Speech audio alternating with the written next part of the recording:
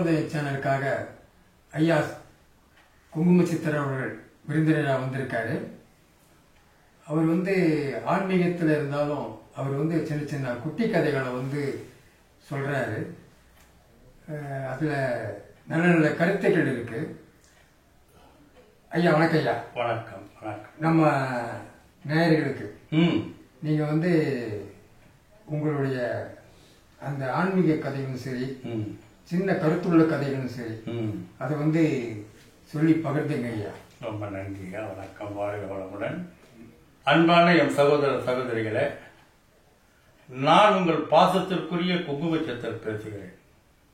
இன்றைய தினம் இந்த நல்ல நாளிலே சந்திரோதயம் 9 இந்த யூடியூப் வாயிலாக உங்களை சந்திப்பதில் மிக்க மகிழ்ச்சி. நாம் வெறும் குங்குமம் கொடுக்கிறது, விபூதி கொடுக்கிறது, மக்களை ஆசீர்வதிப்பது என்பது அந்த வினாடியே ஏற்று மறக்கப்படக்கூடியது. ஆனால் நல்ல ஒரு கதைகள், நல்ல ஒரு பதிவு, நல்ல ஒரு கருத்து, நல்ல ஒரு சிந்தனை இந்த மக்களிடையே பரப்புகின்ற பொழுது அது மக்களிடையே ஆழ பதிந்துவிடும்.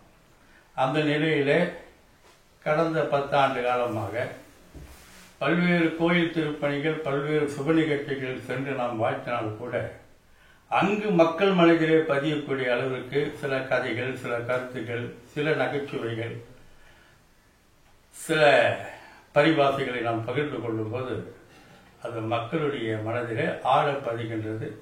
அதனால் நாம் எங்கு சென்றாலும் சாமி அந்த ஒரு கதையை சொல்லுங்க, இந்த ஒரு கதையை சொல்லுங்க என்று மக்களுடைய வேண்டுகோள் கேட்டு கடந்த 10 ஆண்டு காலமாக எந்த ஒரு நிகழ்ச்சியாக இருந்தாலும் ஒரு அரை மணி நேரமாவது எங்களுக்கு அந்த கதையை சொல்லுங்கய்யா, இந்த கதையை சொல்லுவாங்க என்று மக்கள் விருப்பப்பட்டு கேட்பதன் பயனாக பதிலாக நாம் எங்கு சென்றாலும் மனதை தொடும் ஆன்மீக கதைகள், சமூக கருத்துள்ள கதைகள், பழைய சரித்திர நிகழ்ச்சி கதைகள், இன்றைய தினம் சமூகத்திலே நடக்கக்கூடிய நிகழ்ச்சிகளை நாம் மக்களிடம் பகிர்ந்து கொள்வோம். நாம் நல்ல ஒரு நடைபெற்று கொண்டிருக்கிறோம். இதற்கு பல்வேறு மக்களிடையே இன்றைய தினம் நமக்கு நல்ல ஒரு வரவேற்பு இருக்கிறது. இன்றைய தினம் இந்த நல்ல நாளிலே சந்திரோதயம் 9 யூடியூப் சேனல் வழியாக உங்களுக்கு சில கதைகளை நான் பகிர்ந்துள்ளேன். இவையெல்லாம் நாம் கேட்டு ரசித்தவை, ருசித்தவை, சுவாசித்தவை, நேசித்தவை. இவை உங்களிடம் பகிர்ந்து கொள்வதில் நான் மிக்க பெருமகிழ்ச்சி அடைகிறேன். நாம் இப்போது கதைக்கு வருவோமாக. திருவள்ளுவர என் நண்பர் நடராஜி சொன்னாரு உங்களோட மகிமையை பத்தி. அதனால உங்களை பார்த்து என்ன ஏதுன்னு ஆன்மீகத்தை பத்தி தெரிஞ்சுக்கினா பாடலான்ட்டு வந்தேன். யூடியூப்ல உங்களை பத்தி பார்த்தா சில நல்ல நல்ல கருத்துக்களை நீங்க சொன்னீங்க. அது எனக்கு மனசுக்கு ஒரு தெளிவா இருந்தது. சரி, அதனால உங்களை நேரடியா பார்த்து இன்னும் சில விஷயத்தை தெரிஞ்சுக்கலான்னு உங்களை பார்க்க வந்திருக்கிறேன். உங்களோட ஆசீர்வாதம் எனக்கு நிற்கும். எல்லாம் சிவமயம், நமச்சிவாய நமச்சிவாய நம. வேலாயுதம் அவர்கள் இந்த இடத்துக்கு என்னை தேடி வந்ததுக்கு முதல்ல நான் கடவுளுக்கும் உங்களை அறிமுகம் பண்ணிய திரு நடராஜன் அவர்களுக்கும் நன்றி சொல்கிறேன். நான் கடந்த ஒரு 30 ஆண்டு காலமாக இந்த ஆன்மீக பணியில் ஈடுபட்டிருக்கோம். யூடியூப் என்கின்ற ஒரு அற்புதமான மக்கள் பொழுதுபோக்கு நிகழ்ச்சி வந்த பிறகு அதில் பல்வேறு யூடியூப் சேனல்களில் நம்முடைய நிகழ்ச்சியை பதிவு செய்திருக்கிறோம். ரெண்டாவது, எனக்கு சொந்தமாக சித்தர் முரசு என்கின்ற யூடியூப் சேனல் இருக்கு. அதே மாதிரி காட்ஃபாதர் அப்படின்னு ஒரு யூடியூப் சேனலு, அதுக்கடுத்து சந்திரோதயம் 9 என்கின்ற யூடியூப் சேனலு. எல்லோரும் நம்மிடம் நிகழ்ச்சி கேட்டு நம் வாயிலாக அந்த கதைகளோ, கருத்துகளோ, சினிமாவோ, மற்றபடி பழைய பாடல்களை கேட்டு அவர்களுடைய சேனல்களில் அதை ஒளிபரப்பி கொண்டிருக்கிறார்கள். அவர்களுக்கும் நான் இந்த நேரத்தில் நன்றி சொல்ல கடமைப்பட்டிருக்கேன். நீங்கள் ஐயா திருவத்தூர் இவ்வளோ தூரம் ஏறக்குறைய என்னுடைய இடத்துக்கும் ஒரு 25 கிலோமீட்டர் இவ்வளோ தூரம் பயணித்து நீங்கள் என்னை பார்க்க வந்திருக்கீங்க. உங்களுக்கு நான் நன்றி சொல்கிறேன். இப்போ உங்களுக்காக வேண்டி நான் இப்போ கதை சொல்ல ஆரம்பிக்கிறேன். இந்த கதையை படமாக்குறதுக்கு வந்திருக்கிறேன். யூடியூப் சந்திரோதயம் யூடியூப் 9 சேனலுக்கு அவர்களும் அதனுடைய கேமராமேன் கவிமணி அவர்களுக்கும் அந்த குடும்பத்திற்கும் நான் என் நன்றியை தெரிவிச்சுக்கிறேன். ஐயா, ஆன்மீகம் மிகப்பெரிய கடலுங்க. சரி, அந்த கடல்ல நான் கடவுளை பார்த்துருவேன், கடவுளை காட்டிடுவேன், இப்படி சொல்லி உள்ளுக்குள்ள போனால் அது மிகப்பெரிய கடல், மிகப்பெரிய விஷயம். சரி. இந்த உலகத்துல 3/2 பங்கு கடல் தான், 1 பங்கு தான் நிலம். ஆக ஆன்மீகம் என்பது அதுபோல கடல் தான். இந்த கடல் ஓரத்தில் நின்று நாம் தண்ணீர் தெளித்துக் கொள்ளலாமே தவிர நான் இறைவனை பார்ப்பேன், நான் இறைவனை காட்டுவேன், இல்லை நான் தான் இறைவன் என்று சொல்லி உள்ளே போனால் அவர் மூழ்கி உயிர் துறப்பது நிச்சயம். நீங்கள் உங்க வாழ்க்கையில எவ்வளவோ கேள்விப்பட்டிருக்கீங்க. நீங்க வந்திருக்கிற இடம் திருவொற்றியூர் ஒரு புனிதமான மண். பல்வேறு சித்தர் பெருமக்கள், உலகத்திலே 2ஆம் அல்லது 3ஆம் நூற்றாண்டில் கட்டப்பட்ட தியாகராஜ வடிவுரை திருக்கோயில், பிரசித்தி பெற்ற கோயில். அந்த கோயிலை யார் கட்டினாரு வரலாறு தெரியல, ஏதோ ஒரு புண்ணியமாக கட்டிட்டு போனாரு. ஏன் திருவொற்றியூர் புனிதமான மண்ணுன்னு சொல்றேன்னா, பட்டினத்தார் சுவாமிகள் கடலோரமாக பயணித்து வருகின்ற பொழுது எந்த கடலோரத்திலே விளைகின்ற கரும்பு, நுனிக்கரும்பு இனிக்கவும் அங்குதான் உனக்கு சமாஜி நிலை என்று இறைவனுடைய கட்டளை கேட்டு அவர் கடலோரமாக வருகின்ற பொழுது நம்முடைய திருவொற்றியூருக்கு எல்லை அந்த காலத்துல ராஜா கடை. இந்த ராஜா கடை வர வரைக்கும் மண்ணா இருந்த பூமி, அன்னைக்கெல்லாம் செம்மண் பாதை தான், மண்ணா இருந்தது. ராஜா கடை எல்லை தாண்டி திருவொற்றியூர் எல்லைக்குள் நுழைகின்ற பொழுது காணும் இடமெல்லாம் திருநீர். அப்ப பட்டினத்தார் சுவாமி திருநீரை மிதிக்க கூடாதுன்னு ராஜா கடையிலிருந்து திருவொற்றியூர் தியாகராஜ சுவாமி வடிவுரை கோயில் 3 கிலோமீட்டர். இந்த 3 கிலோமீட்டருமே அங்க பிரதட்சணம் பண்ணி தான் தியாகராஜ சுவாமியை சந்திக்கிறார். அவர் மட்டும் இல்லாது பல்வேறு சித்தர்கள், அது ஒரு தனி நிலையில உங்களுக்கு அடுத்த பயணம் நான் சொல்றேன்.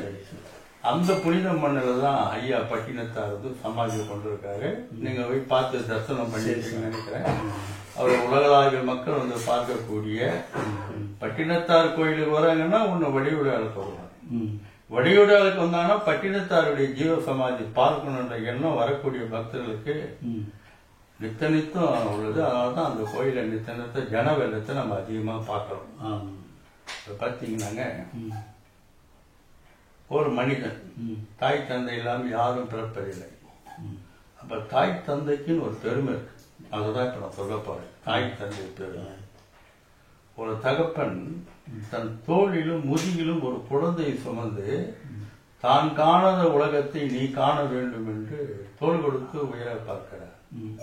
ஒரு தாய் தன் உதிரத்தை கொடுத்து மூச்சை கொடுத்து 10 மாதம் தன் கருவறையிலே சுமந்து அந்த குழந்தையை தன் மடியில் போட்டு தாளாட்டி சீராட்டி விடும். மடியில் போட்டு தாளாட்டு என்ற அந்த தாய்க்கு, நான் காணாத உலகத்தை நீ காண வேண்டும் என்கின்ற சொல்கின்ற தந்தைக்கும் ஒரு மகனாகப்பட்டவன் அவருடைய தேவையிலிருந்து அவருடைய என்ன கடைசி ஆசை, கடைசி காலத்தில் என்ன தேவை, அவர் சீராட்டி பாராட்டி தாய் என்ற மதிப்பும் தந்தை என்ற பெருமையும் கொண்டு அவருடைய இறுதி காலம் வரை பாதுகாத்து அந்த இறுதி நாளிலே அவருக்கு நல்ல சடங்கு செய்து ஒவ்வொரு வருடமும் அவர் நினைவு நாளை எவன் ஒருவன் கொண்டாடுகிறானோ அவன் 1000 கோயிலுக்கு சென்றது சமம். ஒரு தாய் தகப்பனை பாதுகாப்பது என்பது 1000 கோயிலுக்கு செல்வது சமம். இதை இந்த நேரத்தில் உங்ககிட்ட இந்த கதையை நான் சொல்வதற்கு உண்மையில நான் கடவுளுக்கு நன்றி சொல்றேன்.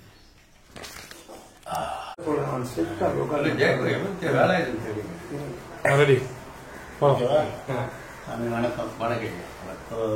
எலெக்ஷன் நடக்குது, எம்பி எலெக்ஷன் பாராளுமன்றத்துக்கு. அதை பற்றி கருத்து கணிப்பா ஜோசியர்கள் சொல்லின்னு இருந்தாங்க. அவங்க விருப்பத்துக்கு ஏற்ற மாதிரி பல ஜோசியர்கள், பல நாடி ஜோசியர் வந்து இது மாதிரி இந்த கட்சி வரும், அந்த கட்சி வரும், அவங்க வருவாரு, இவங்க வருவாருன்னு சொல்றாங்க. அதெல்லாம் உண்மைங்களா இல்லை கட்டுக்கதையா இல்லை பொய்யா? இது தண்ணியை ஏமாற்றி பிறரையும் ஏமாத்துறது தான். இந்த ஆரிடம் பாக்குறேன், பிரசனம் பாக்குறேன், இந்த கட்சி இவ்வளவு வரும், இந்த கட்சி இவ்வளவு வரும்ன்றதெல்லாம் தானே ஏமாந்து பிறரை ஏமாற்று. இந்த எலெக்ஷன் தேர்தல் என்பது ஒரு விரல் யுத்தம், இந்த ஒன் மேன் ஃபைட் சொல்றாங்க இல்லையா, அந்த ஒரு விரல் யுத்தம். இந்த இந்த யுத்தத்துல எவர் வெல்லுவாரு? ஒரு தனி மனிதன் இல்லை. கூட ஒரு தொகுதியில 15 லட்சம் பேர் இருக்கிறாங்கன்னு சொன்னா குறைஞ்சபட்சம் 70% 11 லட்சம் வாக்குகள் பெறுவார். 11 விதமான எண்ணம் கொண்ட மனிதர்கள் இங்க இருக்கிறாங்க. அதனால நான் பிரசன்னம் பாக்குறேன், ஆருடம் பாக்குறேன், ஜோதிடம் பாக்குறேன்னு இவர்கள் பெயர் அடைவதற்காக அவங்க ஏதோ ஒரு யூடியூப் மக்கள் விரும்பக்கூடிய ஒரு யூடியூப் சேனல் வச்சிருக்காங்க, இல்ல ஒரு பப்ளிக் மீடியா வச்சிருந்தாலும் கூட விளம்பரம் படுத்திக் கொள்ற நிகழ்ச்சியை தவிர இது நடக்காது. உண்மை இல்லை, அது கிடையாது. ஒரு காலத்துல கல்லூரி மாணவர்கள் கணிப்பு சொல்லி நின்றாங்க.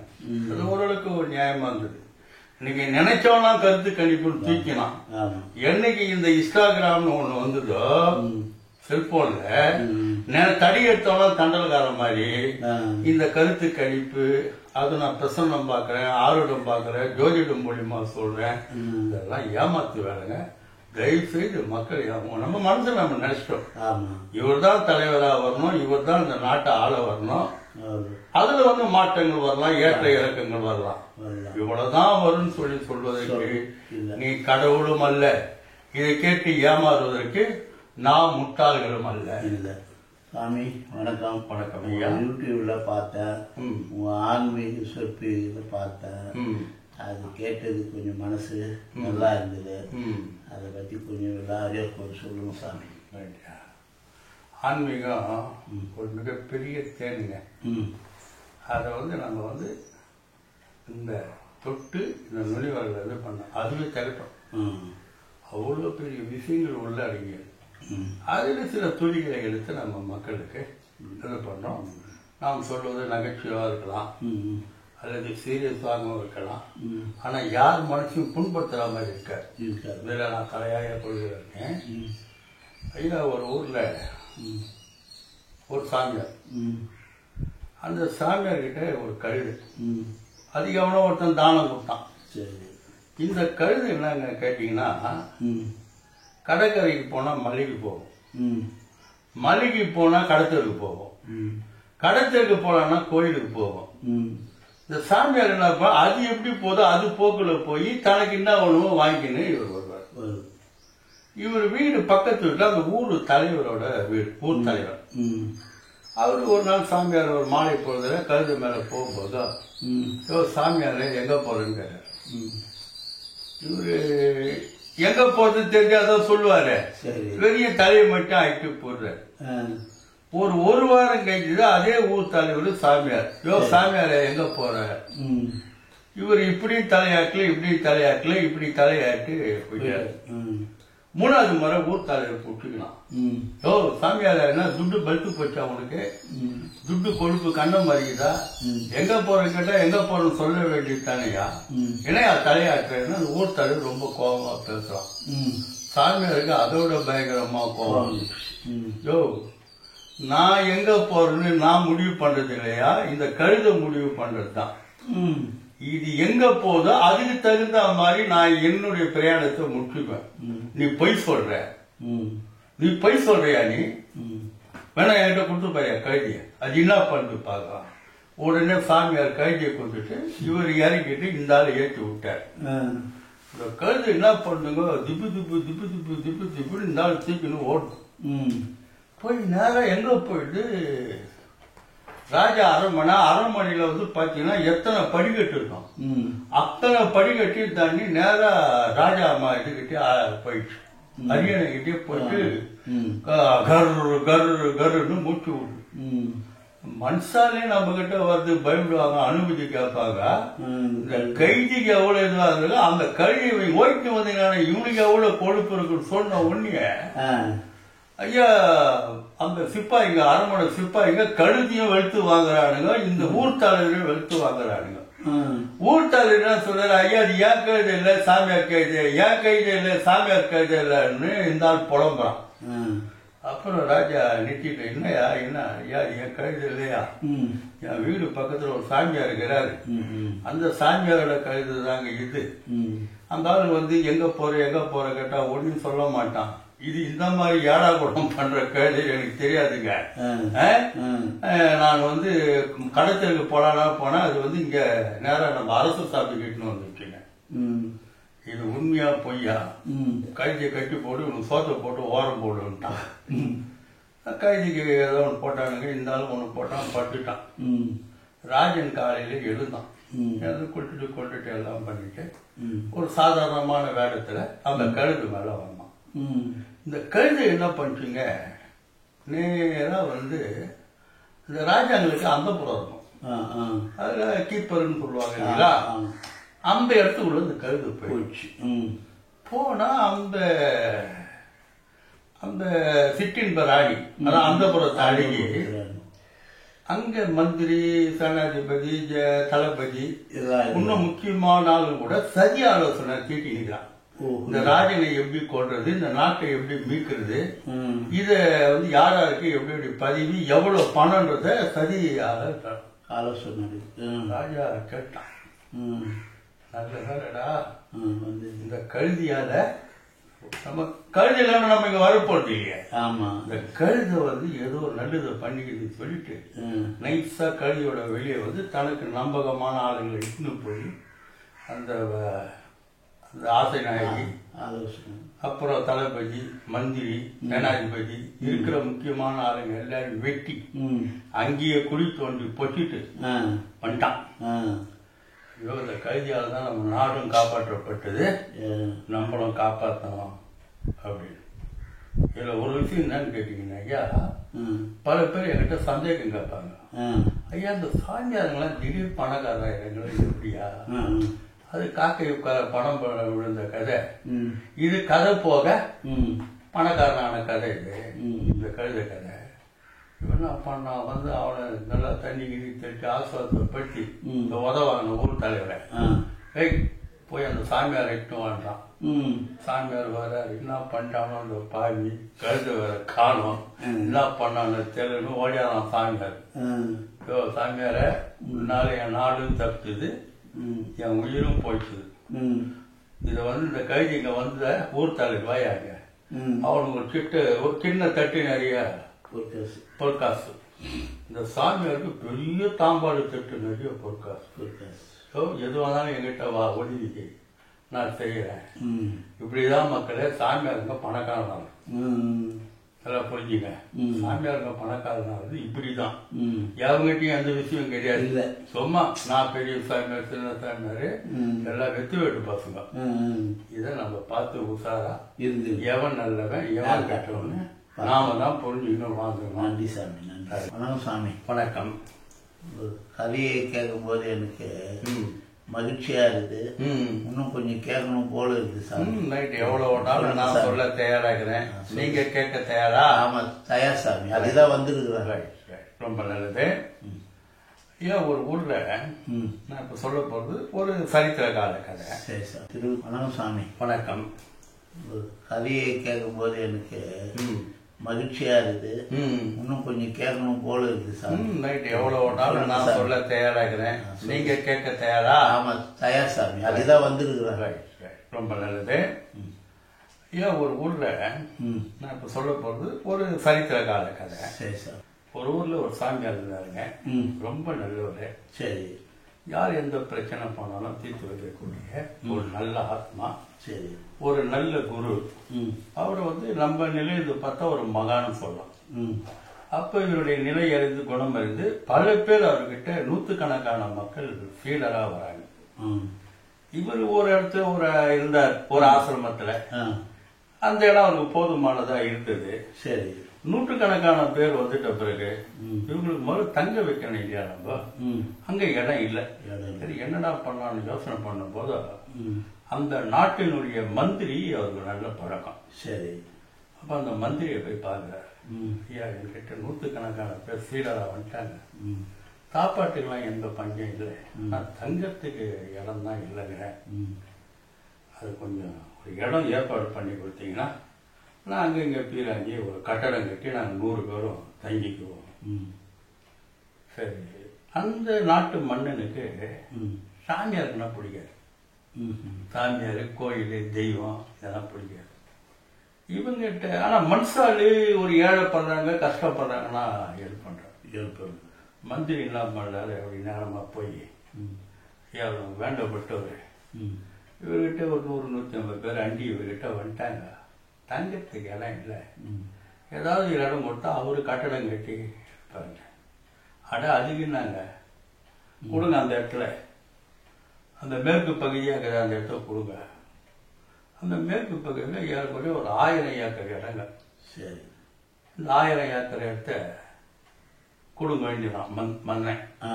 மந்திரி அப்படின்னா இவன் திடீர்னு சொல்லிட்டு நாளைக்கு பேச்சு மாட்டான், நான் என்ன பண்ண சொல்லிட்டு செப்பு பட்டயத்துல சாமியார் பேர்ல அந்த 1000 ஏக்கரை சாஸ்வதம் பண்ணி அந்த அரசு முத்திரை போட்டு அந்த பட்டயத்தை கொடுக்குறாரு. அப்போ அது மாதிரி 100 பேர் தங்கனையா. அப்போ மந்திரி என்ன பண்ற, தாங்கிட்ட இருந்த காசுல கொஞ்சம் காசு கொடுக்குறாரு, இதை வச்சு வேலையை ஆரம்பிங்க. அப்போ 100 பேருக்குறான். 100 பேரும் பல வித்தியங்க கத்தவனுங்க. சாமியார்ல ஒருத்தன் ஜாதகம் சொல்லுவான், ஒருத்தன் வாசு பார்ப்பான், ஒருத்தன் யாகம் பண்ணுவான், ஒருத்தன் கட்டு வேலை பண்ணுவான் சாமியாரியே. பல வேலைங்க வந்துடுவான். அதே மாதிரி கட்டிட கலையை வந்து பண்றவன். இப்படி பல பேர் வந்து அவர்கிட்ட இருக்கிறான். போய் அந்த வாசு மத பிரகாரம் இவங்க தங்கறதுக்கு ஒரு இடம் முதல்ல கட்டணும் அப்படின்னு இது வரைபடம்லாம் போட்டு வேலையை ஆரம்பிக்கிறாங்க. ஐயா ஒரு இடத்துல போய் ஒரு பெரிய பாறையை வந்து இவங்க புல்லா அந்த இடம் கொடுத்த இடம் வந்து புல்லா வனாந்தன்னு சொல்ல முடியாது, மலைன்னு சொல்ல முடியாது, கரடு முரடு நிறைந்த ஒரு இடங்க. கரடு முரடு நிறைந்த ஒரு இடம். இது என்ன பண்றாரு, இந்த 100 பேரை வச்சு கையில மம்டி கடப்பாரை கொடுத்து முதல்ல எங்கெங்க கல்லா தெரியுதோ அதெல்லாம் பேர்த்து எடுக்கிறாங்க. அந்த இடத்த பேர்த்து எடுத்து ஒரு பெரிய அகண்ட பாறையை அப்புறப்படுத்தும் போது இயற்கையா ஒரு ஊத்து வருது. தண்ணி குடிச்சா தேங்காய் தண்ணி மாதிரிக்குதுங்க. அந்த மாதிரி ஒரு அந்த ஊத்து வந்து ஒரு குளம் மாதிரி வந்துட்டு இவங்க ஃபர்ஸ்ட் அந்த குளத்தை கட்டிட்டு அப்ப அதுல வர தண்ணியை வச்சு இவங்க வந்து இவங்க தங்கறதுக்கு இடம் பண்றாங்க. அப்ப சாமியார் நம்ம மட்டும் தங்கி என்ன ஆகுது, சரி நமக்கு தங்க வந்து இங்க ஒரு கோயில்னு ஒண்ணு இருந்தா 4 மனுஷால் வர போக இதுவாகுமே அப்படின்னு ஒரு கோயில் கட்டுறதுக்கு அதுக்கு ஒரு புண்ணியம் வந்து இந்த சிலை நான் வாங்கி தரேன், இதை நான் வாங்கி தரேன்னு அந்தந்த இது வரும்போது அங்க ஒரு கோயில் வேலையா நடக்குது. இங்க சாமியாரங்க தங்குற ரூமும் வந்து அங்கங்க கட்ட ரெடி பண்ணிடுறாங்கயா. சரி, இது இருக்குது நம்ம கிட்ட 1000 ஏக்கர் இடங்கிட்ட, அப்பயே நமக்கு தேவையான உணவு தானியத்தை நம்ம பயிரிட்டு கூடாதுன்னு அந்த இடத்தை சமன் பண்ணி நெல், கம்பு, சோளம், கரும்பு, கொஞ்சம் காய்கறிகள், பழத்தோட்டம், பூந்தோட்டம், இப்படி வந்து அந்த இருக்கிற இடத்துல அப்படியே அமைச்சுனே போறாங்கயா. ஏன்னா ஆளுக்கு பஞ்சம் இல்ல, 100கணக்கான பேர் இருக்க சீரர்கள் இருக்கனால எல்லா வேலையும் நல்லபடியா நடக்குதுங்க. முதல்ல இவங்க எல்லாம் தங்கத்துக்கு ஒரு ரூம் ஹால், பெரிய ஹால் கட்டி அவங்களுக்கு ஒரு மரப்புக்கு ஒரு கட் பண்ணி சாமி அந்த 100 பேருக்கும் அங்க அவருக்கு தனியா ஒரு சின்ன குடியில் வந்து சாமியா அமைச்சுக்கிறார். கோயில் வேலை அது பாட்டு நடக்குதுங்க. இங்க ஒரு பக்கம் விவசாய வேலை சிறப்பா நடக்குது. அப்போ ஒரு 3 மாசத்துல ஒரு பயிர் வந்து வந்துடும். அது கரும்பா இருந்தாலும் எதுவாக இருந்தாலும் 3-4 மாசத்துல வந்துடும். வரும்போது அவங்களுக்கு தேவையான அரிசியை வந்து அவங்க பயிரிட்டுக்கிறாங்க. காய்கறிங்க அங்க வந்துடுது, பூவுங்க வருது. பூவுங்க வந்து அதை கொண்டு போய் ஜனங்க வந்து அங்கேயே வந்து வாங்கிட்டு போயிடறாங்க. ஜன விலை கம்மின்றதுனால அந்த ஊரை சுத்தி உள்ளவங்க வந்து வாங்கிட்டு போயிடுறாங்க. அதே மாதிரி இவங்களுக்கு தேவைக்கு போக காய்கறிய நியாயமான விலைக்கு வித்துடுறாங்க. அது ஒரு பக்கம் வருமானம் வந்து வருது. அப்போ சாமியார் என்ன பண்றாரு, சிறிய அளவுல பண்ணது இது இப்படி இருக்க, இதையே பெரிய அளவுல நம்ம இந்த விவசாயம், தோட்டம் வைக்கிறது, பூந்தோட்டம் வைக்கிறது, காய்கறி தோட்டம் வைக்கிறது, கரும்பு பயிர் நம்ம இன்னும் பெரிய அளவுல பண்ணா அது நமக்கு நிலையான ஒரு வருமானத்தை கொடுக்கும். நாளைக்கு கோயிலுக்கு வர ஜனங்களுக்கு ஒரு அன்னதானத்துக்கு இது பயன்படுன்னு எல்லாமே பன்மடங்கு விஸ்தரிப்பு பண்ணிடுறாரு. எவரையும் பிறர் காசு அவர் நம்பல சாமி, அவங்க உழைப்புல அதை கொண்டு என்ன பண்றாங்க, நல்ல கோயிலை கட்டிடுறாங்க. அதே மாதிரி வர பக்தர்களுக்கு நல்ல பெரிய வெயில வந்து அது பண்றதுக்கு ஒரு 1000 பேர் ஒரே இடத்துல உட்கார்றாங்க. ஒரு பெரிய மண்டபம் கட்டுறாரு சாமி.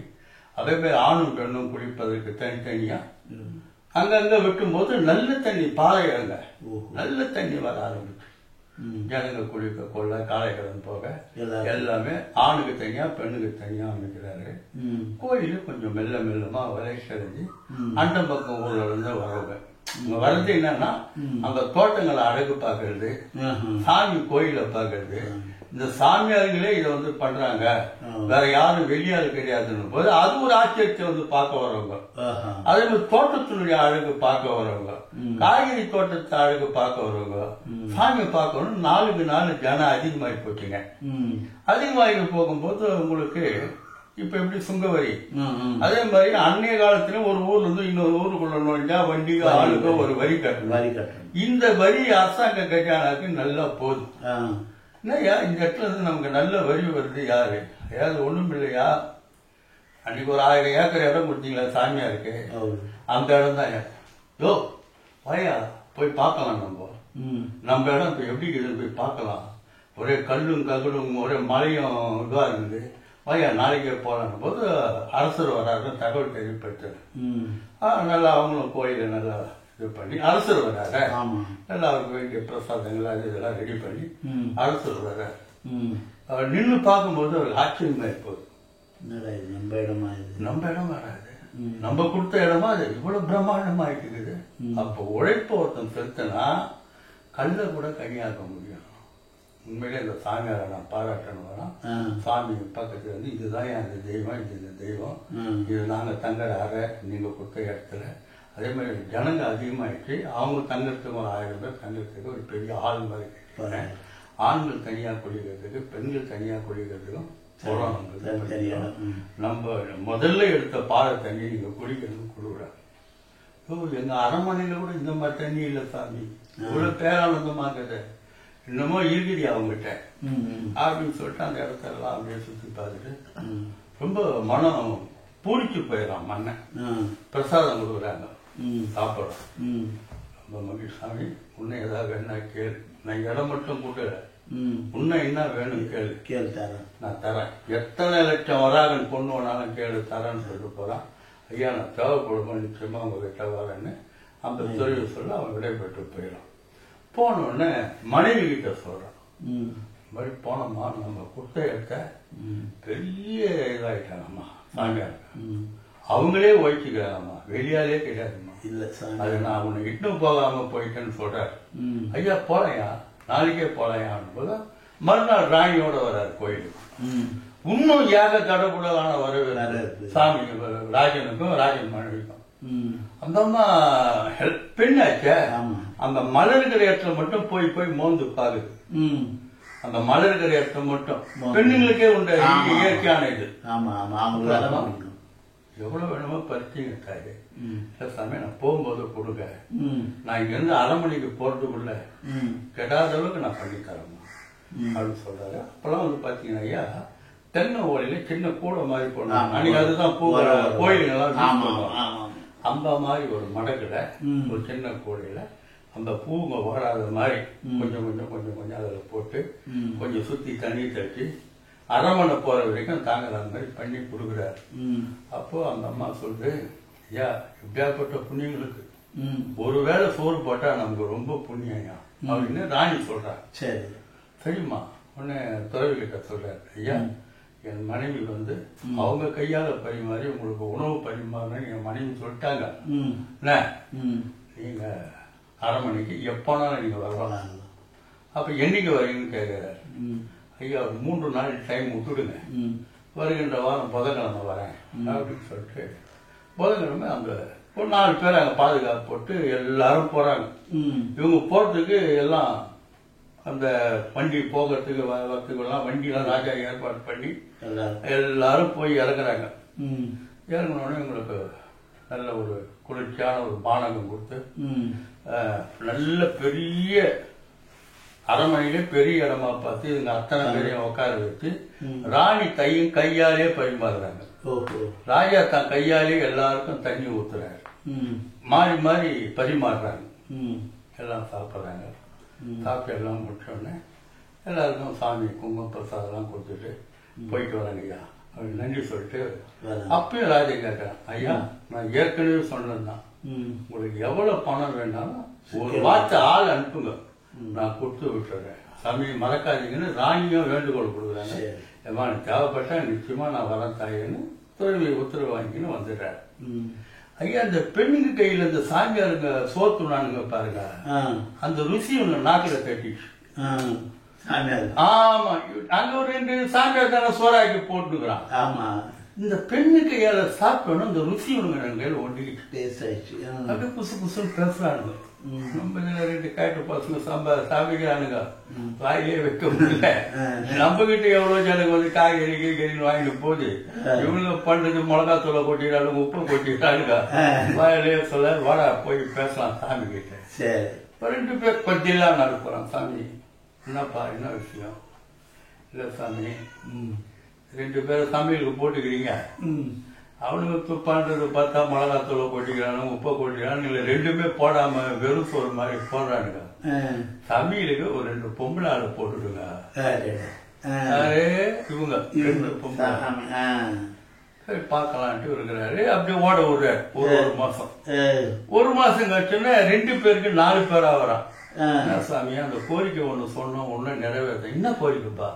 அதான் என் சமைக்கிறதுக்கு பெண்களை படும். ஓ அப்படியா, சரி இது கொஞ்சம் யோசனை பண்ண வேண்டிய விஷயம் தான், பரவாயில்ல போங்க சீக்கிரம் பண்ணிடலான்ட்டு என்ன பண்ணாரு, அவர் குறிப்பிட்ட நாள்ல எல்லா சாமியாரும் சாப்பிட வந்துடுறாங்க. தலைமை சாமியார் துறவி இருக்காருல்ல, எல்லா கதவும் பூட்ட சொல்லிடுறாரு. எல்லா கதவும் இந்த கதவு இந்த கதவு எல்லாத்தையும் பூட்டிடுறாரு.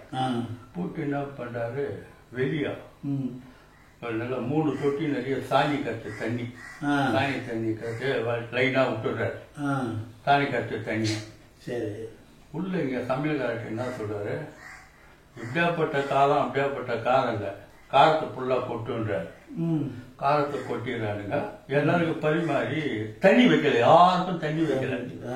8 ரூபா வைக்கிறானுங்க பாருங்க, காரம் தாங்க முடியல. ஐயோ காரம் ஐயோ காரம் ஐயோ காரம் ஐயோ காரம் சொல்லிட்டு இவங்க எல்லாம் வெளியே போட்டா கதவு பூட்டிக்குது. ஒதுக்காத குறை கதுவை எப்படியோ வச்சு புட்டி வந்த உடனே அங்க சட்டி நிறைய தண்ணி வச்சுக்குது. மொண்டு மொண்டு குடிக்கிறானுங்க எல்லாரும், எல்லாரும் மொண்டு குடியாது. அப்ப கூட எச்சில் அடங்கல. எல்லாம் கொஞ்ச நேரம் ஒரு காலோடு ஆசுவாசப்பட்டேன். சாமி என்ன சாமி இப்படி பண்ணிட்டீங்க, உங்களை நம்பிதானே நாங்க இந்த இடத்துல இருக்கிறோம், நீங்க என்னப்பா இப்படி பண்ணிட்டீங்களே சாமி. நாங்க என்ன சாமி பண்ணோம், சமைக்கிறதுக்கு பொம்பளை போட சொல்றீங்க, இன்னைக்கு கேதியா போடுனுவ, நாளைக்கு வயசு பொண்ணா போடுனுவ, அப்புறம் சின்ன பொண்ணா போடுனுவ. நீங்க பொம்பளை ருசியை சமையல் ருசியை பார்த்தோனுங்க, வேற ருசியை பார்த்தீங்கன்னா நீங்க என்ன பண்ண மாட்டீங்கன்னு எனக்கு உத்தரவாதம். இங்க ஆம்பளை தான் சமைப்பான், சாப்பிட்றதா சாப்பிடுங்க, பிடிக்காதவங்க வெளியே போயிடுங்க. இதுல இருந்து நம்ம 2 விஷயத்த புரிஞ்சுக்கணையா. ஒண்ணு உழைப்பின் வாரா உறுதிகள் அளவு. அவனுக்கு ருசி பத்தி தெரியாத போது உழைப்பு ஒன்றுதான் பிரதானமா இருந்தது, பசிக்கு சாப்பாடு ஒண்ணுதான் பிரதானமா இருந்தது. என்னைக்கு அந்த ராணி கையால போய் விருந்து சாப்பிட்டாங்களோ ருசி தட்டிச்சு. அப்ப இந்த சாப்பாடு ருசி என்பது நாளைக்கு மன ருசியா மாறும், உடல் ருசியாக மாறும். இயற்கைக்கு புறம்பாக பல விஷயங்கள் நடக்க ஆரம்பிச்சிடும். இது வரக்கூடாதுதான் சாமியார் அன்னைக்கே தடை பண்ணிட்டாரு. சொன்ன கதைகள்லாம் கேட்க நல்லா இருக்குது, கேட்க கேட்க இனிமையா இருக்குது. அடுத்தது எந்த கதை சொல்ல போறீங்க? உழைப்பின் உயர்வு அப்படின்னு ஒரு கதை சொல்ல போறீங்க. இந்த கதையும் உங்களுக்கு நல்லா இருக்கும், அந்த கதையை கேட்குறீங்க. சொல்லுங்க ஐயா. அன்பான என் சகோதர சகோதரிகளே, நான் உங்கள் பாசத்திற்குரிய குங்குமச்சித்தர் மற்றும் நம்மிடையே வந்து இவ்வளவு இதுகாலம் கதை கேட்ட ஐயா திருவெற்றியூர் வேலாயுதம் அவர்களுக்கும் நாம் நன்றியை தெரிவிச்சுக்கிறோம். மற்றும் சந்திரோதயம் 9 யூடியூப் சேனல் நாயர்களுக்கு நம்முடைய வாழ்த்துதலையும் வணக்கத்தையும் உறுத்தாக்கி கொண்டு இப்பொழுது நாம் உழைப்பின் உயர்வு என்கின்ற ஒரு கதையை கேட்க இருக்கிறோம். திருவண்ணாமலை பகுதியை பூர்வீகமாக கொண்டவர் அண்ணாமலை. அந்த ஊர்ல திருவண்ணாமலையில ஒரு 50-60 முன்னாடி கடுமையான வறட்சி, பஞ்சம், வேண்டிய உணவு வந்து மக்களுக்கு கிடைக்கல. அப்ப அந்த அண்ணாமலைன்ற தம்பி 10ஆம் வகுப்பு படிச்சுன்னு இருக்கார். வறுமை, எங்கன்னா போய் உழைச்சு கொண்டு போய் கொடுத்தாதான் சாப்பாடுன்ற நிலையில அந்த அண்ணாமலை திருவண்ணாமலையிலேருந்து அவர் கையில் காலிலே விழுந்து சென்னைக்கு வந்து சேர்ந்தார். அன்றைய தினம் சென்னையில் இன்று உயர்நீதிமன்றம் இருக்கக்கூடிய இடத்துல தான் இன்னைக்கு வந்து எல்லா புறநகர் பேருந்து மற்றும் நம்ம வெளியூருங்க செங்கல்பட்டு, காஞ்சிபுரம், வந்தவாசி, மதுராந்தகம், திண்டிவனம், விழுப்புரம், அதுக்கடுத்து உள்ள திருச்சி, திண்டுக்கல், மதுரை, கன்னியாகுமரி, நாகர்கோவில் வந்து பார்த்தீங்கன்னா இன்றைய தினம் எம்இசி கிரவுண்ட் என்று சொல்லக்கூடிய இடத்துல தான் அன்னைக்கு பஸ் ஸ்டாண்ட். ஒரு இப்போ இந்த பஸ் ஸ்டாண்ட் தூக்கி ஒரு 20 வருடம் தான் ஆகுன்னு வைங்களேன். கோயம்பேடு போய் அதுக்கு முன்னாடி எல்லாமே பாரிமுனை உயர்நீதிமன்றத்துக்கு தான் வரணும். அப்போ அந்த தம்பி திருவண்ணாமலையிலேருந்து ஏறி உயர்நீதிமன்றம் வந்து இறங்கிட்டான். உயர்நீதிமன்றம் எதிர்க்கெல்லாம் வந்து பார்த்தீங்கன்னா அவங்களுக்கு மிகப்பெரிய அன்றைய தினம் கொத்தாத்தடி என்று சொல்லக்கூடிய மிகப்பெரிய காய்கறி மார்க்கெட்டு. அந்த பூக்கடை பஸ் ஸ்டாண்டு பின்புறம் அப்போ பெரிய பூக்கடை மார்க்கெட். இதுதான் அன்றைய சென்னை. எல்லாமே பக்கம் பக்கம், காய்கறி பக்கம், பழக்கடை பக்கம், இந்த பக்கம் வந்தீங்கன்னா பூக்கடை, பிற்புறமே உங்களுக்கு வந்து பஸ் ஸ்டாண்டு. அது போக வந்து பார்த்தீங்கன்னா அந்த ஹைகோர்ட் பக்கம் வந்து எல்லா சென்னையில் இருக்கிற புறநகர் போவதற்கு உண்டான அனைத்து வண்டி இங்கே நிற்கும். அப்படி அந்த பூக்கடை பஸ் ஸ்டாண்டில் ஏறினா உடனே பக்கத்திலே வந்து பாரிமுனை டு தாம்பரம், பாரிமுனை டு சைதாப்பேட்டை, இப்போ பாரிமுனை டு திருவத்தூர், அப்படி எல்லாமே இருக்கும். அன்னைக்கு வந்து ஒரு சீராகவே இருந்ததுங்க. ஒரு 20 வருடம் முன்னாடி இந்த பஸ்ஸு போக்குவரத்து எல்லாமே சீராக இருந்தது. ஒரு இடம் தவிட்டாலும் இன்னொரு இடம். கொஞ்ச தூரம் அப்படி போனால் கோட்டை ரயில் நிலையம், ஒரு கொஞ்ச தூரம் நடந்தா மெயினான பிரதான பீச் ஸ்டேஷன். இப்படி எல்லாமே சுற்றி சுற்றி உள்ள ஒரு பகுதியை ஆளுகின்ற ஆட்சியாளரால் திசை மாறி போனது தான் உண்மை. நமக்கு அலைச்சல் அதிகமானது உண்மை. இன்னும் இப்ப கிளாம்பாக்கம் போனதுல வந்து ஐயோ அரகரா, ஐயோ அரகரான்ற மாதிரி நம்ம நிலைமை ஆகிப்போச்சு. அப்ப இந்த திருவண்ணாமலை பகுதியை சேர்ந்த அண்ணாமலை பூக்கடை பஸ் ஸ்டாண்ட்ல வந்து இறங்குறாரு. அப்படி எதிர்க்க நுழையும் போது காய்கறி மார்க்கெட்டு, அதில் ஒவ்வொரு கடையாக போய் வேலையை கேட்குறாரு. ஐயா வேலை கொடுங்க, என்ன வேலைனாலும் செய்வேன். தம்பி 15 வயசு, யாரும் வேலை இல்லை தம்பி, மூட்டை கட்டெல்லாம் நீ தூக்க மாட்டேன் போ அப்படிங்கிறாங்க. அப்படி வரும்போது பார்த்தீங்கன்னா திரு அண்ணாமலையார் தேங்காய் மண்டின்னு ஒரு இடத்துல போர்டை பார்க்கலாம். நேராக அந்த ஐயா கிட்ட போகிறான். ஐயா வணக்கம் ஐயா. சொல்லுப்பா தம்பி, எனக்கு வேலை வேணையா, எங்கள் பூர்வீகம் திருவண்ணாமலை, என் பேர் அண்ணாமலை, எனக்கு வேலை கொடுத்தீங்கன்னா என் குடும்பத்துக்கு கொஞ்சம் உதவியாக இருக்கு. அவரு பூர்வீகமும் திருவண்ணாமலை, தேங்காய் கடை மண்டிக்கார். அவர் கடை பேரும் அண்ணாமலை தேங்காய் மண்டி. சரி தம்பி, எந்த வேலை கொடுத்தாலும் செய்வியா, எதை கொடுத்தாலும் செய்வியா, சரி வா முதல்ல போய் சாப்பிட்டு வான்னு முதல்ல அவன் பசியை தீர்க்கிறாரு. பையன் தம்பி சாப்பிட்டுட்டு ஐயாவுக்கும் ஒரு சாப்பாடு வேணும்னு கொடுக்குறான். அவரும் சாப்பிட்றாரு. நல்ல அந்த கொத்தால் சைடிலே அண்ணாமலை தேங்காய் மண்டி தான் குறைவானதும் தரமான தேங்காய். எந்த தேங்காயும் அழுகி இருக்காது. அழுகிறது அந்த தேங்காய்க்கு காசு ரிட்டன். அவர் வந்து மிகப்பெரிய ஹோட்டலு, மிகப்பெரிய 5 ஸ்டார் ஹோட்டல் வரைக்கும் சப்ளை பண்ணுறார் தேங்காய் மண்டி. ஒரு நாளைக்கு 1 லட்சம் தேங்காய் விற்கக்கூடிய கடை. அந்த கடையில் இந்த தம்பி வேலை செய்கிறான். ஐயாவுடைய வீடு பக்கத்திலே 7 கிணறு பகுதி ஐயாவோட வீடு, அந்த தேங்காய் கடை மண்டிக்கார வீடு. தேங்காய் அந்த கொத்தாசடி மார்க்கெட்லாம் பார்த்தீங்கன்னா இரவு 2 மணிக்கே ஸ்டார்ட் ஆகும் வியாபாரம். அது இங்கே இருந்தாலும் சரி, கோயம்பேடு இருந்தாலும் சரி, 2 மணிக்கு இரவு ஸ்டார்ட் ஆகும். மதியம் 2 வரைக்கும் வியாபாரம் நடக்கும். அதுக்கடுத்து அந்த முதலாளிகள்லாம் வீட்டுக்கு போயிடுவாங்க. அங்கே இருக்கிற தொழிலாளிங்க சின்ன சின்ன 1/2 கிலோ 1 கிலோ கேட்டவர்களுக்கு வியாபாரம் நடக்கும்.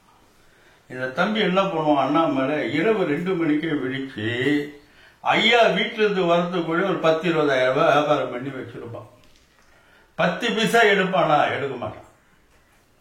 அவருக்கு ரெகுலராக கொடுக்குற டீ கடைக்கார டீ கொடுத்துட்டு போயிடுவார். ஐயா வரதுக்குள்ளே ஒரு 10,000 ரூபாயிலிருந்து 20,000 ரூபாய். அது அன்னைக்கு சீசனை பொறுத்து, நாளை பொறுத்து தேங்காய் இருக்கிறது. நல்ல ஐயாவுடைய நம்பிக்கைக்கு ரொம்ப பாத்திரமாயிடலாம் அண்ணாமலை. அப்போ திடீர்னு அந்த தேங்காய் கடைக்காருக்கு உடம்பு சரியில்லாமல் போயிடுது.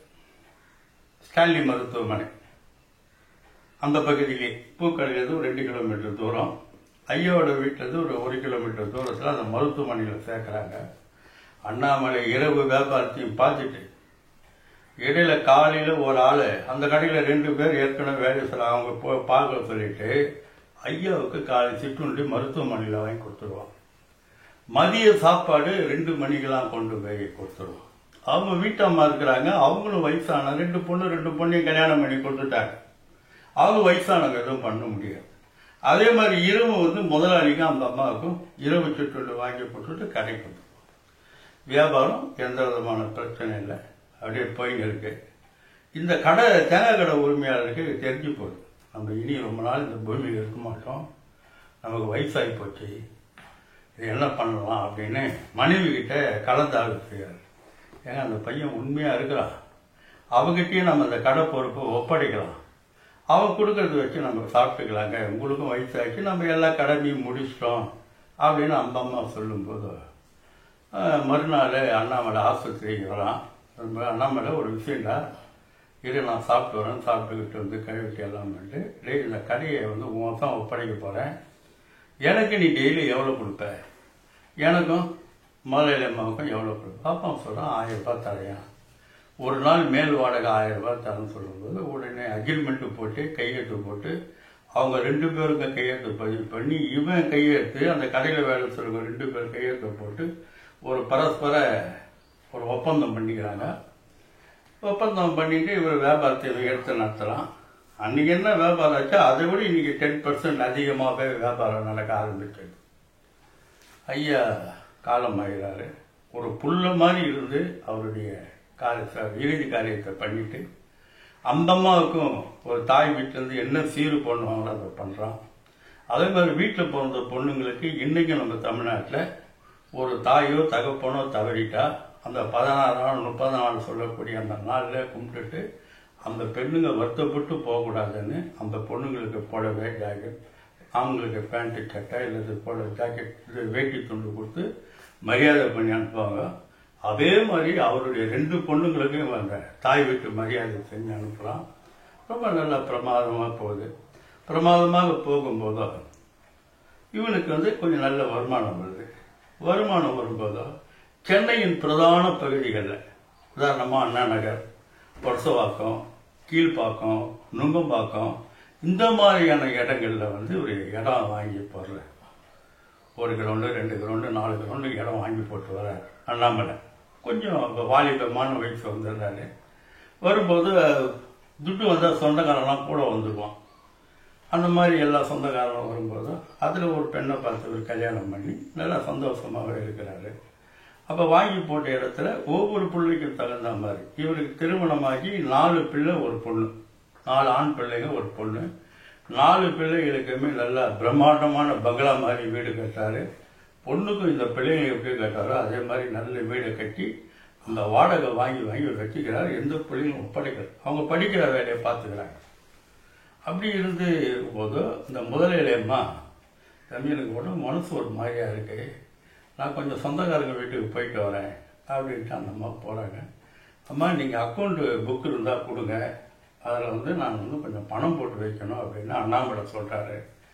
அந்த அம்மாவோட புக்கு பேங்க் புக்கு வந்து ஒரு புக்கை கொடுத்துட்டு போகிறாங்க. அந்த அம்மா ஊருக்கு போன நாள்லேருந்து தம்பி அண்ணாமலை 1000 ரூபான்னு அது போட்டு வர. அதில் 1000 10,000 லட்சம் இப்படி சேர்ந்து போது 2 வருஷமா அந்த அம்மா எங்கே போனாங்க என்னன்னு தெரியல. ஆனால் அண்ணாமலை மட்டும் அந்த 1000 ரூபாய் போடுறத தவற வேலை, அது ஒரு 7-8 லட்சம் ரூபாய் இப்போ வந்து நிற்கிது. இங்கே வந்து பார்த்தீங்கன்னா ஒரு அற்புதமாக மனைவி மூலமா 4 ஆண் குழந்தைங்க ஒரு பெண் குழந்தைங்க. அந்த குழந்தைங்களுக்கும் நல்ல படிப்பு நல்ல கல்வி கட்டுறாங்க. போய் இவர் வந்து என்ன பண்ணுறாரு, அங்கங்கே பெரிய பெரிய பங்களா கட்டுறாரு. பெரிய பெரிய பங்களா கட்டி அந்த வாடகை வாங்கி வச்சு அந்தந்த பசங்க பேர் அது பணத்தை போட்டு வைக்கிறார் அண்ணாமலை. அப்போ இந்த அம்மா 2 வருஷமா வராதவங்க வராங்க. வந்தோடனே அம்மா என்னம்மா இவ்வளோ கற்று போயிட்டீங்களே, நாங்கள் பிள்ளை மாதிரி இதை பார்ப்போம்மா, ஏன் இப்படி போயிட்டீங்க? இல்லை தம்பி நான் சொந்தக்காரங்க நம்பி போனேன், அவன் இந்த மாதிரி பண்ணிட்டாங்க. சரி தாயே பரவாயில்ல, எங்கள் வீட்லேயும் தங்குங்கம்மா. இல்லைப்பா அங்கே பிள்ளைங்க அது அவங்க வந்து என்னை ஒரு முதலாளி ஸ்தானத்தில் பார்ப்பாங்க, அந்யோன்யமாக பார்க்க மாட்டாங்க. என்ன மாதிரி உள்ள ஒரு அனாதை இல்லம் முதியோர் இல்லம் பாருப்பா, நீங்கள் ஏமா அனாதை, நீங்கள் ஏன் முதியோர் இல்லத்துக்கு போகணும், இருங்க எங்கள் கூட இருங்க, எங்கள் வீட்டில் உங்களுக்கு சந்தோஷமாக பார்த்துக்குவாங்க, தாய் மாதிரி பார்த்துக்குவாங்கன்னு சொல்லுவாங்க. இல்லைப்பா பணம் கட்டி இருக்கிற மாதிரி வேணா பாரு அப்போ அப்படி பார்க்கும்போது அந்த டி நகர் பக்கம் முதியோர் காப்பகத்தில் அந்த படுவாய்ங்க வாய்ப்பு இல்லாமல் 5000 ரூபாய் கேட்குறேன் ஒரு ஆள். சரின்னு அதில் வந்து இது பண்ணுறாரு. தம்பி பணம் இவங்க வந்து 10 லட்சம் ரூபாய் டிபாசிட் கேட்குறேன். இருக்குமா உங்கள் பணம் என்கிட்ட இருக்கு, நீங்கள் இல்லாதப்ப 1000 ரூபாய் நான் போட்டு வச்சேன், அந்த பணம் இருக்குன்னு சொல்லிட்டு அந்த பணத்தையே டிபாசிட் அவங்களுக்கு கட்டி ஒரு முறையாக ஒரு லாயரை வச்சு பேசி அவர் அந்த முதியோர் இல்லத்தில் அவங்களை விடுறாரு. அவங்க கொஞ்சம் நல்லா அதை தான் கவனிச்சுக்கிறாங்க. இவரும் வாரமானா ஒரு நாள் அவங்களுக்கு தேவையான முதியோர்கள் சாப்பிட்ற பழங்கள் அது ஆலிக்ஸ் அது இது பூஸ்ட்னு கொண்டு போய் கொடுத்துட்டு அவங்கள பார்த்துட்டு வருவார். ஒரு பையன் அந்த அம்மா இவரை பார்த்தோன்னா கண் கலங்குறாங்க. ஏமா கண் கலங்குறீங்க, என்னாச்சு, ஏன் கண் கலங்குறீங்க? இல்லை தம்பி, முன்ன மாதிரி இந்த முதியோர் எனக்கு சரியில்லை, ஒரு மாதிரியான ஆக்டிவேஷன் இருக்குது, நமக்கு பிடிக்கல ராஜா, ரொம்ப மனசு கஷ்டமாக இருக்குது, காசு வாங்குறவங்க தவிர காசு கொடுக்குற அளவுக்கு இங்கே பணிவிட இல்லை. அப்போ ஏன் வந்து அம்மாவை நம்ம அங்கங்கே அலைய விடணும் அப்படின்ட்டு அவர் என்ன பண்ணுறாருங்க, தாம்பரம் அன்னைக்கு வந்து ஒரு சாதாரணமான இடம், இன்னைக்கு உள்ள தாம்பரம் இன்னைக்கு சாதாரணமான இடம். அங்கே வந்து அப்போ ஒரு கிரவுண்டு ஒரு 1 லட்சம் ரூபாய்க்கு வாங்கலாம் அன்றைய காலகட்டத்தில், 80 இந்த மாதிரி காலகட்டத்தில்.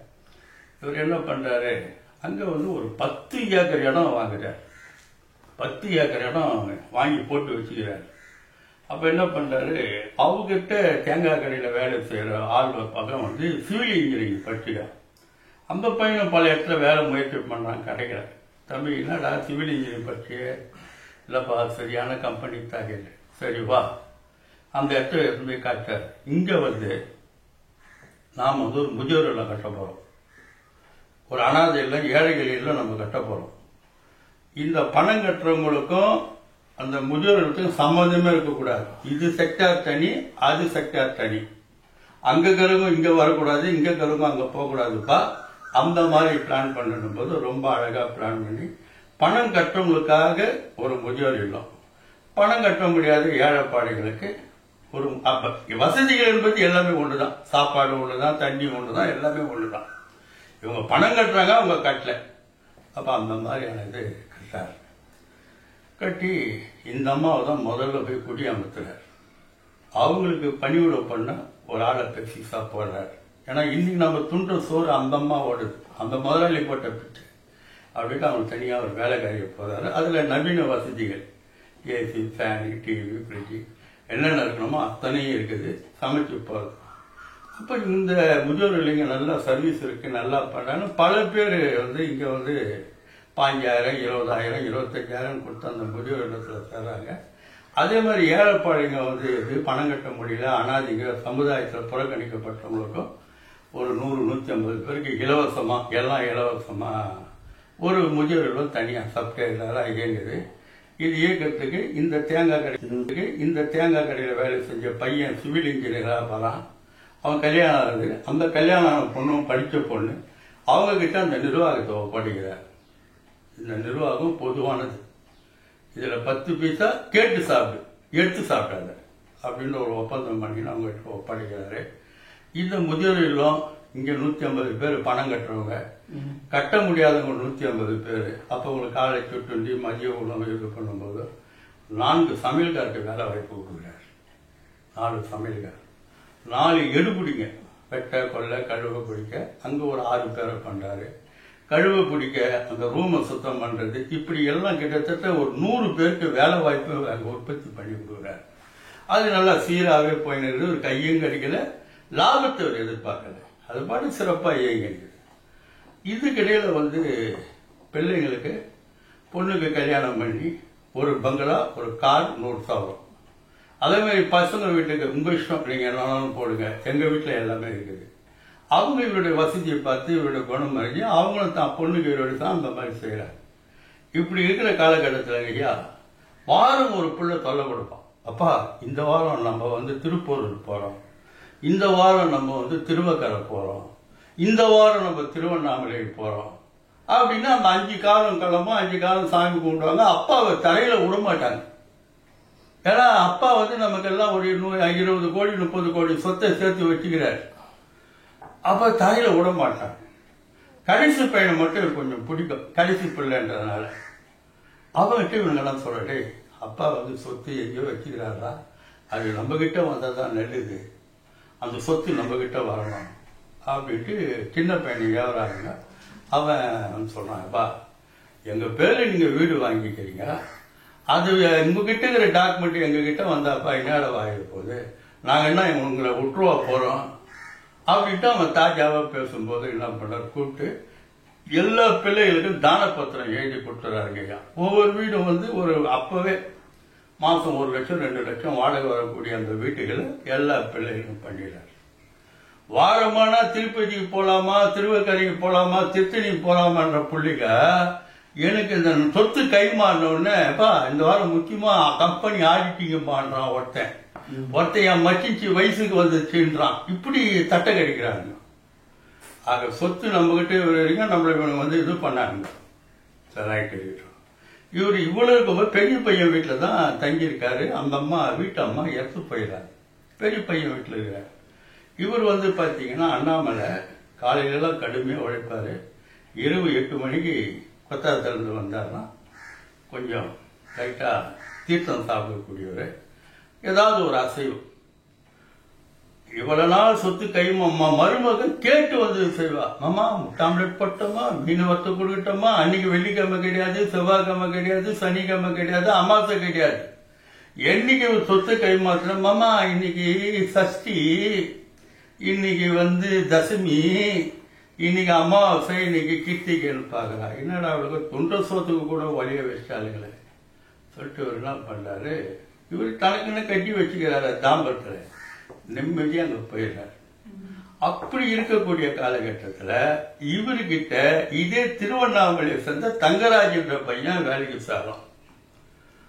இவராது ஒருவேளை டீ முதலாளி காசுல சாப்பிட்டார். அன்னைக்கு அவன் சுத்தம், எந்த விதமான கெட்ட பழக்கமும் கிடையாது. பச்சை தண்ணி குடிப்பான், சோறு நல்லா துணுவான் மொடாவா. அந்த தங்கராஜ் இவனுக்கு ரொம்ப செல்ல புள்ளியா வந்தார். தங்கராஜுக்கு 4 புள்ளியும் புள்ள இல்ல, பொண்ணும் பொண்ணு இல்ல. இந்த தங்கராஜ் தான் அவருக்கு பிள்ளையா வந்து சேர்ந்துதான். அது கடவுள் கொடுத்த கிஃப்ட். தங்கராஜ் வந்த பிறகு ஐயா வந்து 8 மணிக்கு தான் தாம்பரத்திலிருந்து வரணும். இவர் வரத்துக்குள்ளேயே அவன் பல ஆயிரம் வியாபாரம் பண்ணி வச்சிருப்பான்.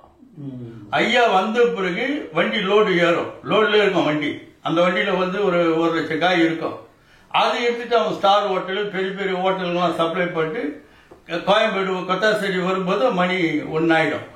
1 ஆன உடனே வரும்போதே ஒரு நல்ல ஹோட்டல்ல வந்து சாப்பாடு, யாருக்கு, தங்கராஜுக்கும் ஐயா அண்ணாமலைக்கும் கடையில் சாப்பிட்டாரு. 4 மணிக்கு இவர் கிளம்புவார். கிளம்பும் போது அங்க சமைக்கிறதுக்கு ஆளுக்குது ஆசிரமத்தில். அங்க இவருக்கு நல்ல சாப்பாடு வேண்டியது என்ன வேணுமோ அதை கேட்டு செய்வாங்க. ஐயா யாருக்கும் தெரியாம அந்த தரகு சாப்பிட்டு அதை இது பண்ணிட்டு போய் நிம்மதியா பட்டுடுவார். இவருடைய லைஃப் இப்படியே போயிடுது. அப்படி பண்ணும்போது என்ன பண்ணாருங்க, இந்த ஆசிரமம் பக்கத்திலே ஒரு கிரவுண்ட் இடத்த விலைக்கு வாங்குறாரு. 1 கிரவுண்ட் அந்த இடத்த வந்து தங்கராஜ் பேர்ல வாங்குறாரு. தங்கராஜுக்கே தெரியாம ஒரு 10 பேர் தங்கினா எப்படி ஒரு வீடோ அந்த மாதிரி வீட்டை வந்து அவனுக்கு தெரியாம அந்த வீட்டை கட்டி வச்சுக்கிறார். வச்சிருக்கும் போது தங்கராஜ் உங்க வீட்டுல சொல்லி ஒரு நல்ல பொண்ணா பார்க்க சொல்லு, உங்க சொந்தத்திலே ஏதாவது பார்க்க சொல்லும் போது அவங்க சொந்தத்துல பாக்குறாங்க. சென்னையில கல்யாணம். அதாவது உங்கள் அனைவரையும் அன்புடன் வரவேற்பது அண்ணாமலை, திருவண்ணாமலை மாவட்டம், அண்ணாமலையார் தேங்காய் மண்டி, இது கோயம்பேடு. அப்படி வந்து ஐயா ஒரு விஐபிக்கு வர ஜனம் வருதியா தங்கராஜ் கல்யாணத்துக்கு. தங்கராஜுக்காக வரல, அண்ணாமலை என்ற அற்புதமான மனிதருக்காக வந்த கூட்டம். மொழி வாங்க முடியல, ரொம்புது, பையா ரொம்புது மொழி. சாப்பாடு ஆயிரக்கணக்கான பல்லாயிரக்கணக்கான மக்களுக்கு சாப்பாடு, சத்திரம் பிரம்மாண்டமா. அப்போ தங்கராஜோட சொந்தக்காரன் சொல்றாங்க, நாமளே பண்ணா கூட நம்ம புள்ளிக்கு இந்த மாதிரி பண்ண முடியாது, ஒரு மந்திரி வீட்டு கல்யாணம் மாதிரி பண்றாரு இந்த கல்யாணத்தை அப்படின்னு ஜனங்கள்லாம் வியந்து போறாங்க. அவங்க சொந்தக்காரர் தான் சொல்றாரு, நான் சொல்ற வரைக்கும். ஏன்னா ஒரு 10 பஸ் போய் திருவண்ணாமலையிலிருந்து அவங்க சொந்தக்காரர் கூட்டு வருது. இந்த பஸ்ல தான் அவங்க மீண்டும் திருவண்ணாமலை போனோம். அப்ப அவங்க வரும்போது அங்க கிளம்பும் போது சாப்பாடு, இடையில ஒரு 5 மணிக்கு டீ காஃபி, நைட்டு சத்தத்துல சாப்பாடு, காலையில டீ காஃபி, காலையில டிஃபன், கதை முடிஞ்சு போச்சு. அந்த சமையல்காரங்கிட்ட என்ன சொல்றாரு, ஒரு 1000 பேருக்கு சமைச்சு நான் சொல்ற இடத்துக்கு அந்த சாப்பாடு வந்துடணும்னு ஒரு அட்ரஸ் கொடுத்துட்டு போயிடுறாரு. இந்த ஜனங்கள்லாம் எப்பா என் காரை ஃபாலோ பண்ணி 10 பஸ்ஸும் வந்து அவர் காரை ஃபாலோ பண்ணுது. போனால் ஒரு புது வீடு, வாழை மரம் கீழே மரம்லாம் போட்டு காலையில் என்னென்ன சாங்கியம் பண்ணோமோ அத்தனையும் அங்கே ஒரு ஐயர் பண்ணி விட்டுறான். ஒரு கரகப்பிரசத்துக்கு என்ன பண்ணோமோ அத்தனையும் அந்த ஒரு ஐயர் பண்ணிட்டு அவன் போயிடறான். இந்த காடு போய் நிற்கிது. இன்னும் உடனே ஜனங்கள்லாம் இறங்குறாங்க. ஆச்சரியம். தங்கராஜுக்கு பெரிய ஆச்சரியம். தங்கராஜ் பொண்டாட்டி அன்றைக்கி தான் கல்யாணம் ஆனவும். சாவி கொடுத்து தரமாக வீடு தரட்டார். வீட்டை தரகிறார். தரட்டு உள்ள போய் பால் காசு மாட்டார். அந்த டாக்குமெண்ட்டு கொடுக்குறார்.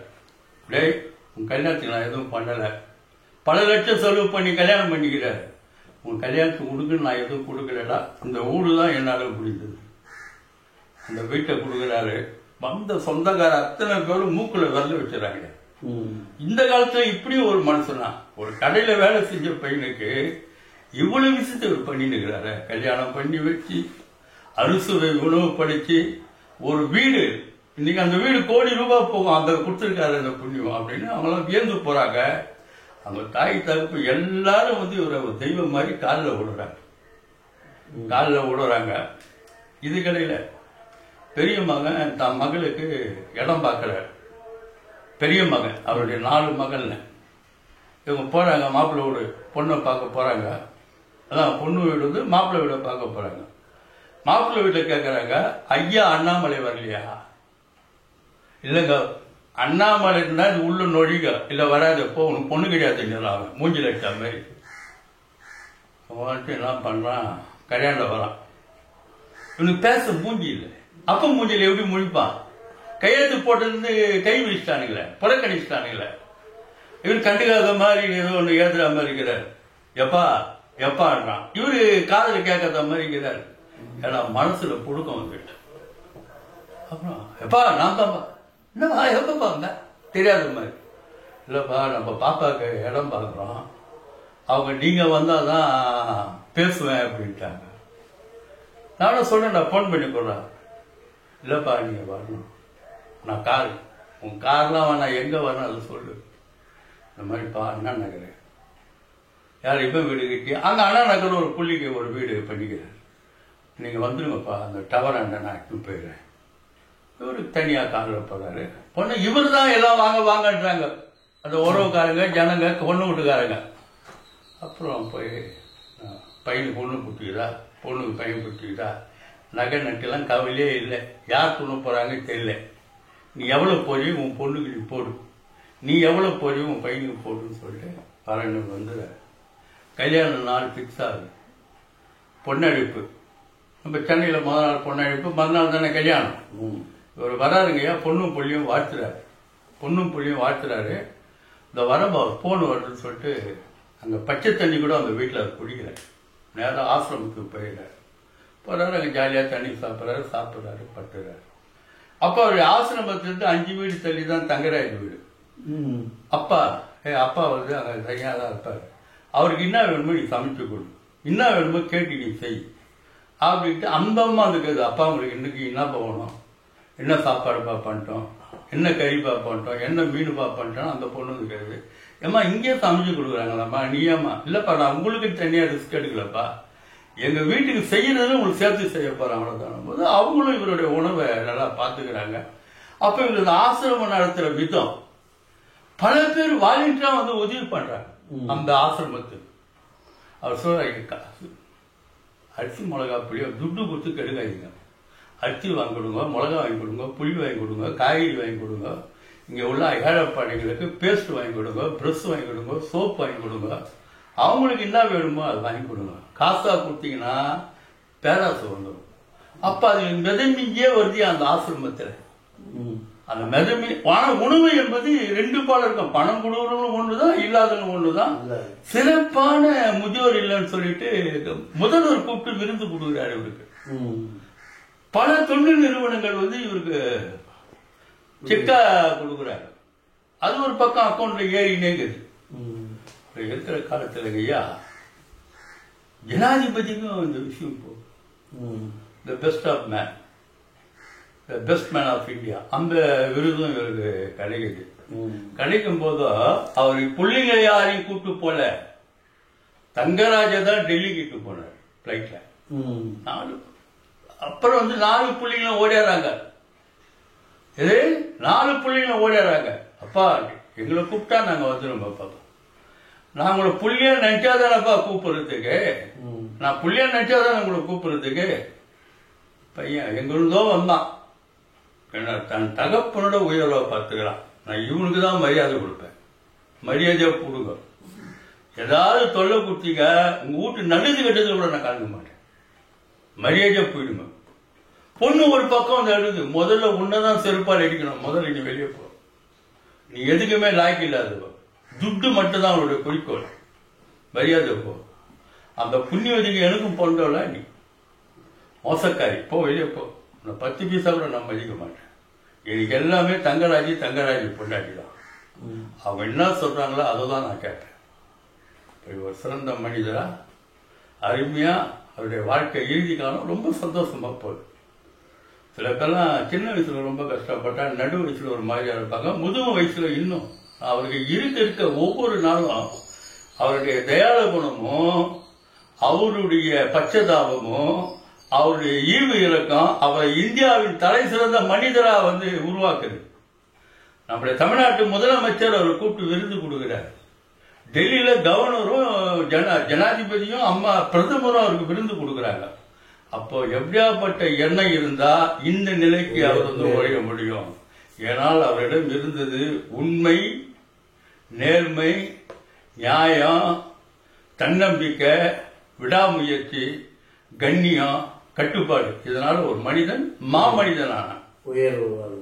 ஆக நம்முடைய எண்ணங்களும் புத்தியும் அதான் சொன்னா, மனமது செம்மையானால் மார்க்கம் அது சுலபமாகும்.